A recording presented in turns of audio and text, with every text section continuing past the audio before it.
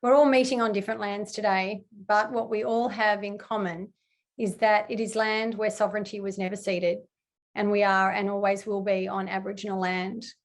I acknowledge the traditional custodians and elders past and present, along with Aboriginal and Torres Strait Islander people joining us today. Given the subject matter of today's launch, work rights, it's worth pausing and reflecting on the impact that wage theft and exploitation has had on our First Nations communities over the past 233 years. I welcome you all to today's launch and acknowledge our distinguished guests, including Auntie Georgina Nicholson, the Honourable Natalie Hutchins, Minister for Corrections, Crime Prevention, Youth Justice and Victim Support. We also have with us today the Honourable Jill Hennessy, Member for Altona, Catherine Walter, AM and Chair of the Helen McPherson Smith Trust, our funders for this project, Jane Gilmore, Chair, William Buckland Foundation, funders for our digital management system upgrade.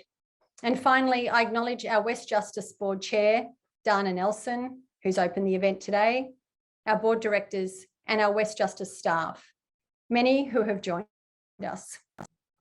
It gives me great pleasure to be here, to be a part of this launch.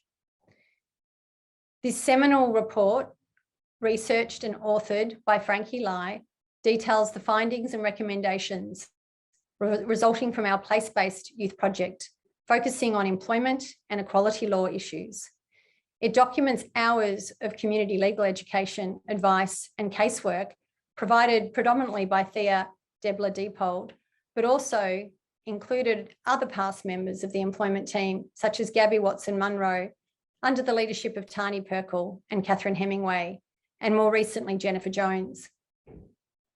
Critical to this project are our youth place-based integrated multidisciplinary programs that provided the access points, such as our school lawyer programs and our youth law clinics. These programs and services are led by Vincent Shin and Angus Woodward, overseen by Anushka Geronimus and supported by Nadia Baldassi Windelich, Josephine Choims and Emily Scott. It was through these programs and services that we discovered the prevalence of workplace issues and the inherent challenges that young people face. We thank and recognise the wellbeing and support staff at the schools and the youth hubs, and in particular the school principals, David Smiley, Simon Haber, Leanne Gatsis-Held, and Jenny Barrera, the CEO at Wyndham CEC. Also our partner programs for providing warm referrals and spotlighting these issues. And most importantly, our clients, the young people, brave enough to take action and prepared to fight for their rights in a system that can be both intimidating and disempowering. This project is built on the premise that we are all entitled to safe and secure employment. Yet many in our society, far too many in the West, face unlawful conditions, exploitation, and injustices due to the intrinsic power imbalance between employers and employees. And the evidence suggests that this is particularly so for our young people. These problems are further compounded by the individualisation of our justice system, which requires individuals to take action to enforce their rights. Generally speaking, our legal processes can be overwhelming, expensive and protracted. For a young person, even more so. But add to the equation the impact of COVID and the further instability and casualisation of our workforces.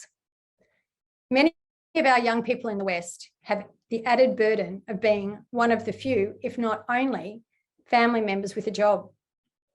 Some are forced to miss school due to unfair and unjust rostering that clashes with class times. These factors combine to create a disincentive to take action. As a consequence, many young people remain unsafe and in unjust positions, or withdraw and find another job, or worse still, lose faith and motivation and slide into the criminal justice system, thus leaving employers unchallenged and not held to account, and the unsafe, unfair practices continue. This needs to stop, and the recommendations in this report provide a powerful, practical roadmap. But imagine a state in which all young people are educated about their rights and responsibilities through our schools, in particular through careers programs from years 10 to 12. Imagine the collective impact of a state where young people enter the workforce equipped with knowledge as to the relevant minimum wage, equitable remuneration, and what it means to be work safe and satisfied with employment conditions. Imagine the pressure that this would place on businesses and companies to be across their responsibilities and ensure they do no harm and provide positive experiences for our young people. Imagine the cost savings to government resulting from reduced workplace injuries, physical and psychological, along with the flow-on effects of young people remaining employed rather than disengaged, disillusioned, unemployed, and engaging in antisocial and unconstructive behaviours. Many of us here today, including the Minister for Youth Justice, are well aware of the impact on our young people and our society when our young people lose hope and direction. This project has highlighted how achievable it is to empower young people with these skills and knowledge, and will work with government and the philanthropic community to work toward a statewide application. Our jobs are now even more important as we rebuild our state and recover from the impact of the coronavirus. So, if not before COVID-19, then certainly now. There's much research to suggest that our young people are and will continue to be the hardest hit. Phase 2 of this project is a very positive and effective way forward. This project was made possible through the generous funding from the Helen McPherson Smith Trust. And WEstjustice is fortunate to have a long-standing relationship with the trustees and staff. Suffice to say, without their funding, this important work would not have been possible, and is an excellent example of effective partnering and communication between a philanthropic and a for-purpose community organisation. I now invite Frankie Lai to present details about this project and a summary of the findings and the key recommendations. Frankie joined the Employment and Equality Law program at WEstjustice in mid-2018. Prior to this, she worked at Hall and Wilcox, where she was instrumental in establishing a diversity and inclusion committee and played an active role on the pro bono committee, including coordinating the Asylum Seeker project and assisting to establish the Victorian Pride Centre Limited, of which she was company secretary for 2 years. During her time at WEstjustice, Frankie has coordinated the International Students' Work Rights Legal Service, managed and completed the Infographics project, and most recently has managed the Youth Employment Justice project, culminating in this report. Frankie is strongly committed to improving access to fair, safe, and decent work for all workers. I would like to now invite Frankie to turn on her microphone and her camera and present an overview of her report. Thanks, Frankie.